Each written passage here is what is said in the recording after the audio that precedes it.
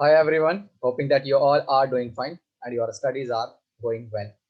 So sir हम CMA foundation की हम लोग क्या कर रहे थे, इकोनॉमिक्स कर रहे थे पेपर नंबर 1 और जिसका हमने स्टडी नोट नंबर 6 हम ऑलरेडी कर चुके हैं। आज की क्लास में हम स्टडी नोट नंबर 7 जो बैंकिंग है वो हम कर देंगे। इसके बाद जो हमारा रह जाएगा वो हमारा रह जाएगा केवल स्टडी नोट नंबर 8, जिसको करने के बाद हम बिजनेस करेंगे। जैसा कि आप जानते हैं बिजनेस के भी हम 2 और 3 लेक्चर जो है कंप्लीट कर चुके हैं, यानी इकोनॉमिक्स जो है फिनिश होने वाली है। फिर इसके बाद हम MCQ करेंगे। साथ ही साथ हम लोगों की ये चल रही है अकाउंट्स भी चल रही है और लॉ भी चल रही है। जैसे ये फिनिश हो जाएंगे उसके बाद हम आ जाएंगे मैथ पर। हमारा एक सब्जेक्ट रह जाएगा मैथ। सो होपफुली दिसंबर वाले जो बच्चे हैं उनके लिए काफी गुड न्यूज है कि सारा सिलेबस उनको अवेलेबल मिल जाएगा। किसी भी टॉपिक में डाउट है, दोबारा से उस टॉपिक पर वीडियो बनवानी है तो बोल दीजिएगा और मैं बना दूंगा। चलिए दोस्तों, अब हम स्टार्ट करते हैं। दोस्तों, जो हमें स्टार्ट करना है सेंट्रल बैंक करना है और काफी सारे अदर फाइनेंशियल इंस्टीट्यूशंस जो हैं वो कब बने थे, उनका बनने का पर्पस क्या था, क्या फंक्शन था, किस तरीके का वो इकोनॉमी को बूस्ट अप देते थे। अदर देन हमें जो बैंक्स पता है, काफी सारे ऐसे हैं जिनको नहीं पता, तो उनकी हमें डेट ऑफ फॉर्मेशन याद रख लेंगे तो बढ़िया रहेगा। 7 8 10 होंगे कम से कम कुल मिलाकर। तो अगर हम उनका डेट ऑफ फॉर्मेशन याद रख ले तो MCQ में वो ज्यादा से ज्यादा आते हैं, तो उसका हमें बेनिफिट मिल जाएगा। चलिए एक मॉरल सुएशन देख लेते हैं, एक छोटा सा टॉपिक देखते हैं, फिर उसके बाद हम सेंट्रल बैंक पर आते हैं। तो मॉरल सुएशन में क्या होता है ना कि कई बार क्या होता है कि जो अपनी बैंक है, सेंट्रल बैंक है, वो बैंकों को मतलब बैंकों को इंस्ट्रक्शन दे देती है समाज की भलाई के लिए कि आपको कौन से मतलब कौन से एक पर्टिकुलर सेक्टर पर आपको ज्यादा से ज्यादा लोन देना चाहिए, उनकी ज्यादा से ज्यादा हेल्प करनी चाहिए। तो वो मॉरल सुएशन में होता है। Moral suasion is a qualitative technique है। The central bank request bank to lend more और not to lend in some sectors. यानी मान लीजिए, अगर मान लीजिए हॉस्पिटल सेक्टर को भी फंड की जरूरत है, जैसे कोरोना वायरस चल रहा है, ठीक है, तो जो सेंट्रल बैंक है वो रिक्वेस्ट करेगी कि भाई अगर मान लीजिए कोई जो प्राइवेट हॉस्पिटल से कोरोना वायरस चल रहे हैं मान लीजिए अभी, अगर उस केस में अगर अभी हॉस्पिटल को फंड की जरूरत है तो आपको ज्यादा से ज्यादा फंड उन लोगों को देना है, ठीक है ना। अभी हमारी प्रायोरिटी है अपने आप को सेफ साइड में ले जाना, यानी सारे देश के देशवासी हैं वो सबके सब क्या हो सके, सुरक्षित रह सके। तो ये सिंपल सा है कि बैंक जो है वो रिक्वेस्ट करेगी कि एक पर्टिकुलर सेक्टर में ज्यादा से ज्यादा पैसा डाला जाए। There is no legal compulsion behind their acceptance. एल दो बैंक के ऊपर कोई लीगल वो नहीं है, लेकिन फिर भी एक मॉरल एक दायित्व बनता है कि अब हम समाज का ही एक बैंक जो है समाज का ही एक हिस्सा है, तो उनको समाज के बारे में भी सोचना चाहिए। Generally if request is not carried out by member bank, the guardian of the banking system में सच एस्टेब्लिश होगा। मान लीजिए अगर आरबीआई बैंक की बात, अगर आरबीआई बैंक की बातों को सेंट्रल बैंक होता है हमारा आरबीआई, अगर उसकी बातों को नहीं माना जाता है इसके द्वारा, जो अदर बैंक्स हैं, तो सेंट्रल बैंक चाहे तो नेसेसरी एक्शन भी ले सकती है। The central bank is often empowered to issue directive to member bank. यानी टाइम टू टाइम जो सेंट्रल बैंक है वो डायरेक्शन भी दे सकती है अपने मेंबर बैंक को। Such direct order are in form of directional control prohibiting loans of particular type of giving advice to loan. यानी कि कौन कौन से सेक्टर्स को में आपको लोन देना है, कौन कौन से सेक्टर को आपको पहले प्रायोरिटी देनी है, ये सारी बातें आएंगी। मोरल सुएशन का मतलब होता है कि समाज की भलाई के लिए अगर किसी पर्टिकुलर, मान लीजिए अभी अभी मान लीजिए कोरोना वायरस चल रहे हैं, तो समाज को मतलब बढ़ाने के लिए कौन से सेक्टर में पैसा लगाना सबसे ज्यादा जरूरी है। जैसे मैं बोलूँ कि हॉस्पिटल को ज्यादा से ज्यादा फंड की जरूरत है, तो सेंट्रल जो बैंक है वो गाइड कर देगी स्टेट स्टेट गवर्नमेंट को, या फिर जो स्टेट बैंक है, जो स्टेट के बैंक के अलग अलग जो बैंक है कमर्शियल बैंक, उनको इंस्ट्रक्शन दे देगी कि आप लोगों को क्या है कि ज्यादा से ज्यादा हॉस्पिटलों की समय मदद करनी है। तो दोस्तों ये होता है अपना मॉरल सुएशन। अब हम पढ़ते हैं सेंट्रल बैंक। दोस्तों दो तरह के बैंक होते हैं, कमर्शियल बैंक और एक होता है सेंट्रल बैंक। सेंट्रल बैंक होता है पूरे देश का एक सबसे बड़ा बैंक जो कंट्रोल करता है दोस्तों बाकी सारे बैंकों पर। जितने भी कमर्शियल बैंक है, HDFC हो गया, ICICI बैंक हो गया, RBL बैंक हो गया, IDBI बैंक हो गया, SBI बैंक हो गया, ICICI बैंक हो गया, कोटक महिंद्रा बैंक हो गया, इन सब बैंकों पर निगरानी रखता है बैंकों का बैंक, यानी सेंट्रल बैंक। सेंट्रल जो बैंक होता है वो गवर्नमेंट का बैंक भी होता है। सेंट्रल बैंक जो था दोस्तों 1935 में बना था, लेकिन इसको नेशनलाइजेशन किया गया और आरबीआई नाम दिया गया 1949 में। आपको ये जो बातें हैं वो याद रखनी पड़ेगी। तो ऑब्जेक्टिव क्या है सेंट्रल बैंक का? To maintain the internal value of currency, to preserve the external value of currency, ठीक है ना। अपनी जो करेंसी है हमारी उसको मेंटेन करके रखना कि वो ज्यादा उसकी वैल्यू गिरे ना। टू इंश्योर प्राइस स्टेबिलिटी, किसी का भी प्राइस ऊपर नीचे हो रहा है तो वो ध्यान में रखता है इस चीजों को। टू प्रमोट फाइनेंशियल इंस्टीट्यूशन, जितने भी फाइनेंशियल इंस्टीट्यूशन है, लाइक जितने भी बैंक्स हैं उन सबको प्रमोट करता है। अगर कोई भी बैंक कहीं पर भी फंसता है तो स्टेट बैंक ऐसा एज जो सेंट्रल बैंक है आरबीआई वो एज माता पिता काम करता है और सभी जो छोटे मोटे बैंक है उनकी हेल्प करता है। टू प्रमोट इकोनॉमिक डेवलपमेंट, बिल्कुल हर एक जो बड़ा बैंक है वो चाहता है, जो जो देश का बैंक है वो चाहता है कि इकोनॉमिक डेवलपमेंट जो है वो ज्यादा से ज्यादा हो। उसके बाद फंक्शन क्या है दोस्तों? फंक्शन है दोस्तों नोट इशू, यानी देश में 1 रुपए का नोट और 1 रुपए का सिक्का तो फाइनेंस डिपार्टमेंट यानी फाइनेंस डिपार्टमेंट ही इशू करता है। इसके अलावा जितने भी नोट्स है 500 का हो गया, 50 का हो गया, 2000 का हो गया, ये सारे कौन है? आरबीआई इशू करता है, तो नोट इशू करने का अधिकार है। उसके बाद बैंकर टू गवर्नमेंट, ये गवर्नमेंट का बैंक होता है, गवर्नमेंट के सारा काम जो है ना वो कहाँ से लोन मिल रहा है, किससे लोन लेना है, जो लोन की अकाउंटिंग है, सारी चीजें गवर्नमेंट की कौन मेंटेन करता है? सेंट्रल बैंक यानी आरबीआई मेंटेन करता है। It maintain the except of the government fund, government जो भी फंड दे रही है या गवर्नमेंट को जितने भी फंड मिल रहे हैं उनकी निगरानी रखता है और उनकी अकाउंटिंग करता है। इट रिसीव मनी यानी मनी रिसीव करता है और मेक पेमेंट करता है on behalf of the government. It give ways and means advances to the government, यानी ये बताता है कि अगर गवर्नमेंट को भी पैसों की जरूरत है तो आईएमएफ से लेगा या वर्ल्ड बैंक से लेगा, वो रास्ते बताता है इसको, अपनी गवर्नमेंट को। It issues new loan on behalf of the government, अगर किसी को नए लोन देना है तो गवर्नमेंट के बिहाफ पर ही नए लोन भी इशू कर देता है। It manages public debt, it manages public debt का मतलब होता है कि क्या मतलब, जो जो बैंक है, इट मैनेजेस पब्लिक डेट का मतलब कि जो लोगों का पैसा है कहाँ पर जमा होता है? अदर जो बाकी के सारे बैंक है अदर देन आरबीआई के पास जमा होता है, तो उन पर भी निगरानी रखता है। It undertake foreign exchange transaction on behalf of government, यानी गवर्नमेंट के बिहाफ पर, यानी गवर्नमेंट के बिहाफ पर ये सारे काम करता है। It act as the agent of the government in dealing with the international financial institution like IMF and World Bank. Okay, अगर मान लीजिए it act as a agent of government, ये एजेंट की तरह काम करता है गवर्नमेंट की और डील करता है जो भी इंटरनेशनल इंस्टीट्यूशन है लाइक आईएमएफ, आईएमएफ होता है इंटरनेशनल मॉनिटरी फंड, और वर्ल्ड बैंक है जिसको भी अगर किसी भी देश को अगर पैसा चाहिए होता है तो वर्ल्ड बैंक या आईएमएफ जो है वो उनकी हेल्प करता है। It advise government on all financial matter, जितने भी फाइनेंशियल मैटर होते हैं उस पर गवर्नमेंट क्या करता है? सलाह देता है अपनी। बैंकर्स बैंक यानी सभी बैंकों का क्या है?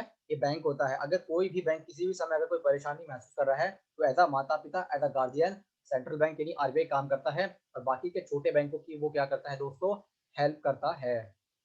Every bank maintain a certain minimum of cash reserve with the central bank as a statutory obligation, हमने पढ़ा था ना, किसी बैंक के भी पास मान लीजिए 1000 रुपए का डिपॉजिट आया तो वो एज अ सीआरआर मेंटेन करता है। ये हर साल चेंज होती रहती है, मान लीजिए अभी मान लीजिए 20% है तो हम इसका 20% यानी 200 रुपए, तो 200 रुपए क्या करेगा bank?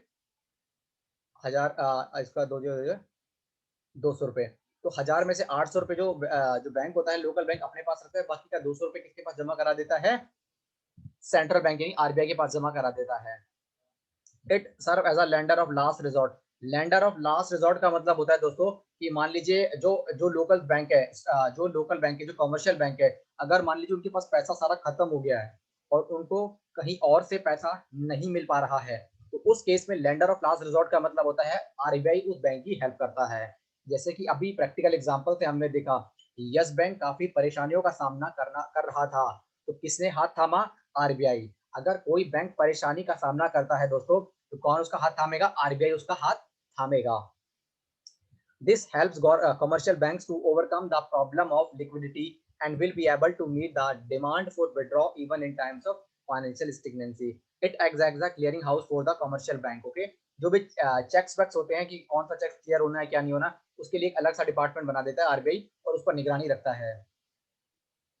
Lender of last resort मैंने बता दिया था, कोई भी कॉमर्शियल बैंक अगर फाइनेंशियली क्रंच का सामना कर रहा है यानी फाइनेंशियली क्राइसिस का सामना कर रहा है यानी फाइनेंशियली प्रॉब्लम फेस कर रहा है और उसको कहीं से भी फंड नहीं मिल रहा है तो आरबीआई उसका हाथ थामेगा और आरबीआई उसको लैंड यानी लोन जो है वो प्रोवाइड करेगा। तो लेंडर ऑफ लास्ट रिजॉर्ट मतलब लास्ट ऑप्शन यही अवेलेबल होता है बैंक के पास। कॉमर्शियल बैंक को अगर कहीं से पैसा नहीं मिल रहा है, उसका सारा पैसा खत्म हो गया है, वो परेशानी का सामना करना पड़ रहा है उसको, तो दोस्तों आरबीआई जो है वो कभी साथ नहीं छोड़ेगा, आरबीआई उसको हमेशा से साथ देगा।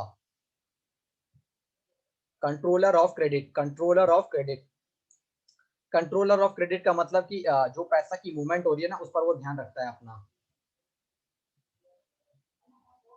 Custodian of foreign exchange reserve, मतलब जो भी फॉरेन एक्सचेंज होते हैं उन पर सारा का सारा निगरानी रखता है, सरकार का फॉरेन एक्सचेंज जितना भी होता है उस पर सारी निगरानी रखता है अपना RBI, reserve bank of India. अब हम पढ़ लेते हैं सेंट्रल बैंक और अपना सेंट्रल बैंक और कमर्शियल बैंक में क्या डिफरेंस है। चलिए मॉनिटरी देख लेते हैं। Enjoy supreme monetary authority with wide power, wide powers होती है किसके पास? Central bank. No authority has no such power is enjoyed. Central commercial bank तो बिल्कुल एज अ ऑर्गेनाइजेशन काम करता है। प्रॉफिट मोटिव, सेंट्रल बैंक का profit motive no, no profit motive. और यस, जितने भी ये तो प्राइवेट बैंक होते हैं इनका तो काम प्रॉफिट मोटिव ही होता है। Money supply to the economy, it is the ultimate source of money supply to the economy, ये अल्टीमेट होता है, मेन सोर्स होता है। No such function is performed by it.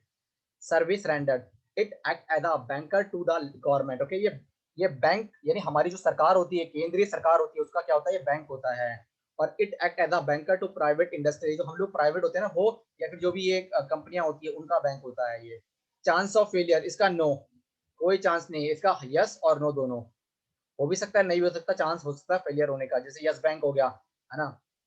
इसमें नो हो ही नहीं सकता दोस्तों, क्योंकि मतलब इतना तगड़ा सरकार का कंट्रोल होता है इसके ऊपर। आरबीआई के ऊपर भी बहुत सारी चीजें होती हैं, उस पर निगरानी रखती है, तो मतलब असंभव है कि कोई गलत काम हो सके। Service to the public, okay, ये पब्लिक पब्लिक से डील नहीं करती है, जबकि यस ये पब्लिक से डील करती है। पब्लिक का पैसा डिपॉजिट करती है, जब उनको पैसे की जरूरत होती है उनको पैसा दे देती है, जब उनको चाहे वो व्यक्ति पैसा निकाल सकते हैं, और एटीएम वेटीएम से ही पैसा निकाल सकते हैं, और उसके अलावा उन पर इंटरेस्ट देती है सरकार। Ownership and managing authority, it is generally subordinate to the state, state owned and state यानी गवर्नमेंट के अंडर में आती है ये, और ये प्राइवेटली ऑन्ड होता है। Nature of operation, it issues paper notes, in fact enjoys the monopoly power, यानी इसके पास मोनोपोली पावर होती है। और it nature operation in credit creation and can not issue paper, paper note issue नहीं करती है, लेकिन ये क्रेडिट क्रिएशन का मतलब होता है कि लोगों का डिपॉजिट जो है, सेविंग का जो पैसा है वो अपने पास डिपॉजिट रखती है, और फर्दर वो किसी और जो कंपनियां होती है जिनको लोन चाहिए होता है उनको लोन दे देती है।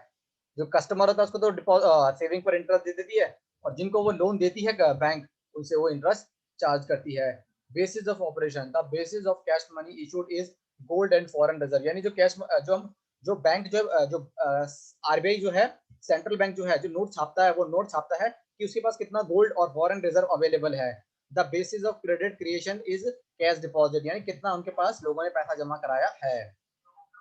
अब हम पढ़ेंगे फाइनेंशियल इंस्टीट्यूशन। काफी सारे फाइनेंशियल इंस्टीट्यूशन जो हैं टाइम टू टाइम बनते हैं, उनके काम क्या है वो हम देख लेते हैं।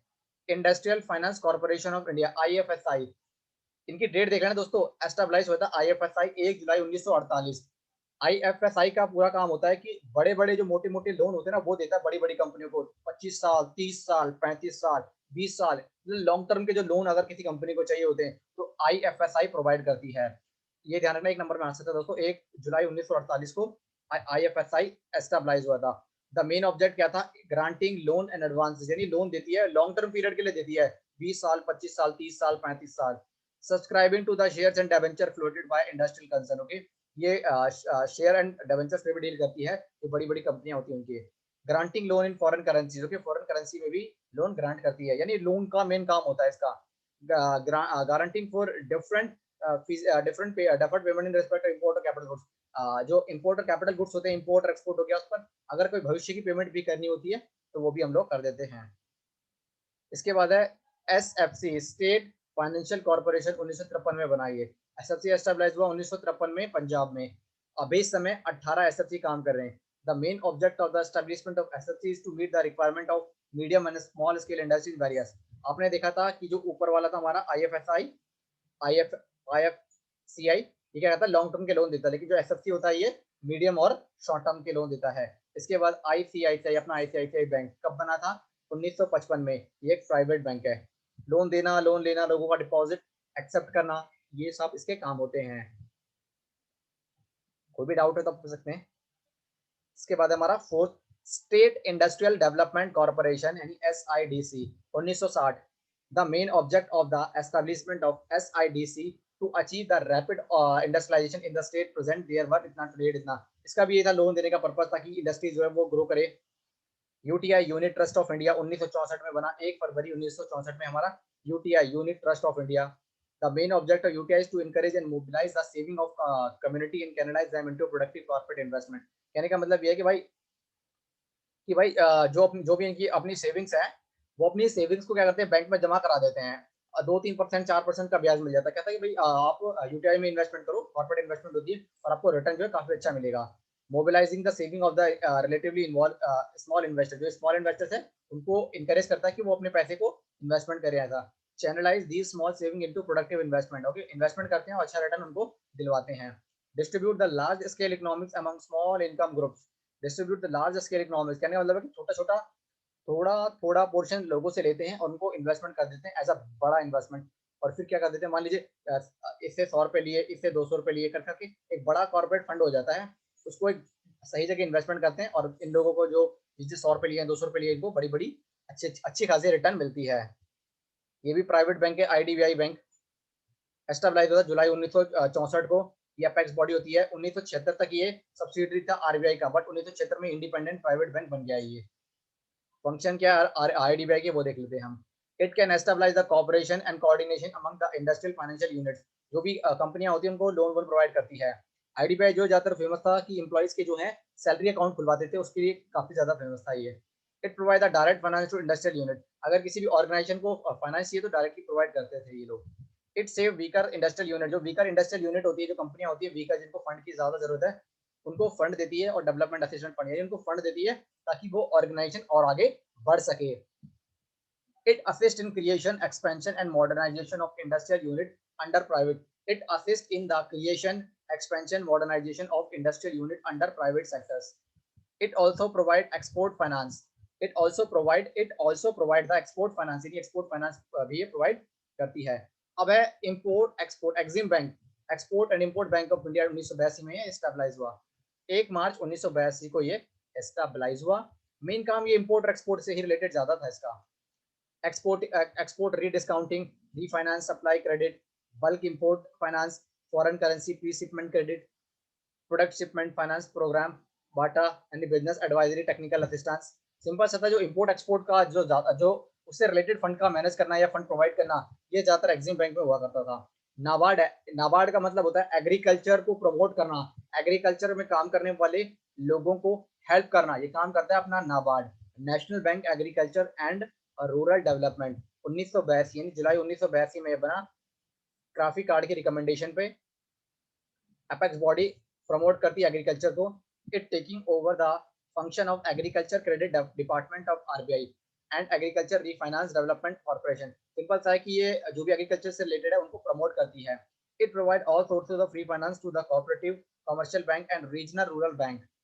It also promoting the research in agriculture and rural development. उसके बाद ये तो आप बेहतर ही जानते हैं, एलआईसी। एलआईसी लोगों को अच्छा खासा रिटर्न देती है, लोगों से पैसा लेती है एलआईसी प्रीमियम का हर साल, है ना, और उसको कहीं और इन्वेस्टमेंट करके अच्छा खासा रिटर्न होती है। तो एलआईसी सेफ कहते हैं, ज्यादातर लोग एलआईसी से करते हैं कि एक सेफ सिक्योर मेथड होता है एलआईसी का। 1956 में इसको स्टेबलाइज किया गया था। 1956 में स्टेबलाइज किया था। 245 प्राइवेट कंपनीज के अंदर आती है। The primary object of nationalisation was to protect the interest of policy holder. Okay, अगर आप एलआईसी से कर लेते हैं अपनी पॉलिसी, तो माना जाता है कि एकदम सेफ साइड है बिल्कुल। गवर्नमेंट का मिस्टेक होता है 87.5, प्राइवेट का होता है 12.5। GIC general insurance company, it was formed as government company, 1972 में फॉर्म हुई। Before nationalisation of big few big companies, इसमें 4 बिग कंपनीज आती है जीआईसी में। National insurance company, national new India insurance company, oriental fire and general insurance company, united India fire insurance company. The main feature of GIC is to sell insurance service against the some form of risk like loss of physical assets of various kinds, fire accident and against physical risk। LIC में जो था वो चीजें जो मतलब कई बार LIC में कुछ स्पेशल इंश्योरेंस होते हैं वो नहीं मिलते, जो हम जीआईसी जो है वो प्रोवाइड करती है। उसके बाद है सेबी। आपको पता होगा जो स्टॉक मार्केट होती है, म्यूचुअल फंड होता है, इन पर जो निगरानी रखता है वो हमारा सेबी होता है, securities and exchange board of India. 1992 में इसको रिकॉग्नाइज किया था, सेटअप हुआ था 1988 में। इसका मेन पर्पस होता है मॉनिटरिंग करना stock market and other securities market, जितनी भी होती है म्यूचुअल फंड होता है, स्टॉक मार्केट होता है, इस सब पर का ध्यान होता है। उसके बाद है एशियन डेवलपमेंट बैंक, एडीबी, 1966 में एस्टेब्लाइज हुआ था। The main M for establishment of ADB is to promote the socio and economic progress of member countries in Asia and Pacific। Asian Pacific जो कंट्रीज है उनकी हेल्प करना था। It is owned by government of 37 countries की government का owned था इसमें, और 16 country from outside the region. Headquarter था मनालिया, फिलीपींस में। Poverty reduction is now the main reason of ADB, DAB. Okay, यहाँ पर एडीबी आना था। पॉवर्टी रिडक्शन इसका मेन एम है। आईएमएफ इंटरनेशनल मॉनेटरी फंड, अगर किसी को फंड की जरूरत होती है, किसी कोई देश अगर प्रॉब्लम फेस कर रहा है, तो आईएमएफ जो है उसको फंड प्रोवाइड करती है। It was established in March 1947। One of the outcome of Bretton world conference was IMF. The main object of IMF is to establish a code of fair practice in the sphere of foreign exchange and to make loan to economic experiencing of temporary। अगर कोई अगर मान लीजिए कोई finance की problem face कर रहा है तो उसको आईएमएफ जो है लोन जो है प्रोवाइड करती है। Quota, it is membership contribution fixed in terms of national income. इसको रहने दीजिए, आप इसको हम पढ़ लेते हैं आगे। एसडीआर पढ़ लेते हैं हम अपना। स्पेशल ड्रॉविंग राइट्स एसडीआर 1969 में। SDR was first introduced in 1969। SDR कब इंट्रोड्यूस हुआ? 1969 में। It is a special currency issued by IMF, international monetary fund. Two reason थे इसको क्रिएट करने के लिए। To overcome the shortage of gold in the world economy, जो भी पूरे वर्ल्ड में अगर गोल्ड की शॉर्टेज हो रही है उस पर निगरानी रखता था ये। To avoid the movement of gold across national boundaries, okay, जो ये अवॉइड करता था कि गोल्ड की मूवमेंट ना हो एक कंट्री से दूसरी कंट्री में, यानी गोल्ड पर इसका ज्यादा होता था। SDR are in coupons, it is used in place of gold hands, it is called paper gold.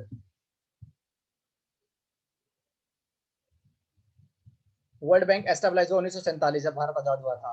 One of the outcome of Bretton Wood conference, conference हुई उसके उसका एक नतीजा था वर्ल्ड बैंक।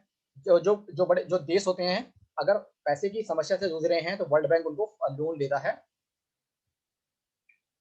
ताकि वो अपना जो देश है उसको सही से चला सके।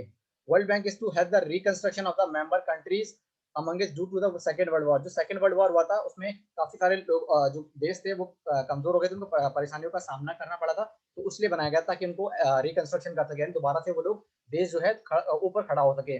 लेकिन अब ये जो है अब जो अभी भी वर्ल्ड बैंक चलता है, तो वर्ल्ड बैंक जो अगर कोई देश समस्या फाइनेंस की प्रॉब्लम फेस कर रहा है तो जो वर्ल्ड बैंक है उनकी हेल्प करता है। International development association ADA, it was established in 1960 and it is affiliated to World Bank.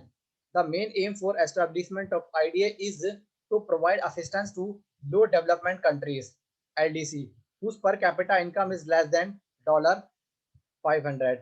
1975 में also grant to credit loan इतना। International Development Association established था 1960 में। अब it is affiliated to World Bank, ये World Bank से connection रखता है। The main aim for establishment of IDA is to provide assistance to low developed country। जो लो developed country होती है जिनकी per capita income less than होती है $520 as per 1975। It also grant credit on cheap for terms compare to world bank, यानी world bank से भी सस्ते रेट ऑफ इंटरेस्ट पर ये लोन प्रोवाइड करती है इंटरनेशनल डेवलपमेंट एसोसिएशन। तो दोस्तों ये छोटा सा टॉपिक था बैंक का। इसमें आपको मतलब कि एक जो है ये बैंक का कब एस्टेब्लिश हुआ था इस चीज पर ध्यान रखना पड़ेगा। ठीक है, सेंट्रल बैंक के क्या फंक्शन है, जो कमर्शियल बैंक के उनके क्या फंक्शन है, 4 ऑप्शंस में आ जाएंगे, आपको एक टिक करना है। 3 ऑप्शन फंक्शन, मान लीजिए 3 नहीं होंगे फंक्शन, एक फंक्शन होगा, या फिर ये वर्ल्ड बैंक का बना था, क्या उसका पर्पस था, तो ये सारी चीजें मैंने कवर करने की कोशिश करी है। तो ये बैंक का जो चैप्टर है दोस्तों ये आज जो है वो फिनिश हो गया है। नेक्स्ट लेक्चर में हम अपना इकोनॉमिक्स का स्टडी नोट नंबर 8 जो है वो कंप्लीट करेंगे और होपफुली हम उसको भी कंप्लीट कर लेंगे। ऐसा कोई मतलब परेशानी का मुद्दा होगा नहीं। फिर भी कोई डाउट है तो आप पूछ सकते हैं। किसी और पुराने टॉपिक पर ही वीडियो बनानी है तो मैं दोबारा से बना दूंगा। ये करने के बाद हम बिजनेस पर आएंगे। 8वां स्टडी नोट नंबर जो है इकोनॉमिक्स का वो रह गया है। इसको करने के बाद हम लोग आएंगे किस पर, अपना एक बिजनेस पर, एक पेपर नंबर 1 की, फिर हम इसके एमसीक्यूज करेंगे। सो होप आप लोगों को लेक्चर्स पसंद आ रहे होंगे। कोई भी डाउट है, कोई भी अगर इशू किसी भी सब्जेक्ट में टॉपिक में आ रहा है तो आप मुझसे पूछ सकते हैं, बोल सकते हैं और मैं आपकी जरूर हेल्प करूंगा। From my side that's all about in this video. Bye guys.